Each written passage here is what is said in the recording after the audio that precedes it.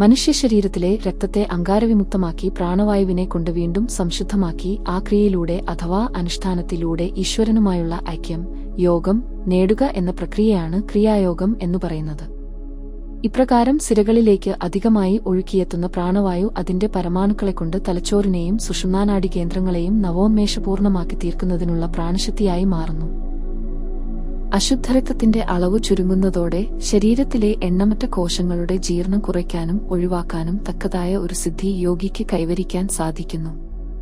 വ്യക്തിയുടെ ബോധത്തെ ആത്മസാക്ഷാത്കാരത്തിലേക്ക് ഉയർത്തുവാനും ആത്മാവിനെ ദേഹത്തിന്റെ ബന്ധനത്തിൽ നിന്നും മോചിപ്പിക്കുവാനും തദ്വാര ഒരു യോഗിക്ക് സാധിക്കുന്നു. ഇന്ത്യൻ ഫിലോസഫിയുടെ എല്ലാ രീതികളും ഒരു ലക്ഷ്യത്തിലേക്കാണ് വിരൽ ചൂണ്ടുന്നത്: ആത്മാവിനെ ബന്ധനങ്ങളിൽ നിന്നും സങ്കടങ്ങളിൽ നിന്നും മോചിപ്പിക്കുക. യോഗ കൊണ്ട് ഇത് സാധ്യമാകുന്നു. മനസ്സിനെ നിയന്ത്രിക്കാൻ സാധിച്ചാൽ, മനസ്സിനുമേൽ ആധിപത്യം നേടാൻ സാധിച്ചാൽ ഇതു നേടുവാൻ കഴിയും. യുഗങ്ങൾക്കു മുമ്പ് കൈലാസപർവ്വതത്തിൽ പരമശിവൻ സനാതനധ്യാനത്തിൽ വളരെക്കാലം തപസ്സിരുന്നിട്ടുണ്ട്.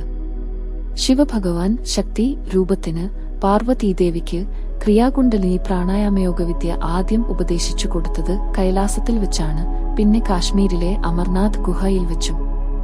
ശിവഭഗവാൻ പിന്നീട് അഗസ്ത്യർക്കും നന്ദിദേവർക്കും തിരുമൂളാർക്കും ഈ വിദ്യ ഉപദേശിച്ചു കൊടുത്തു.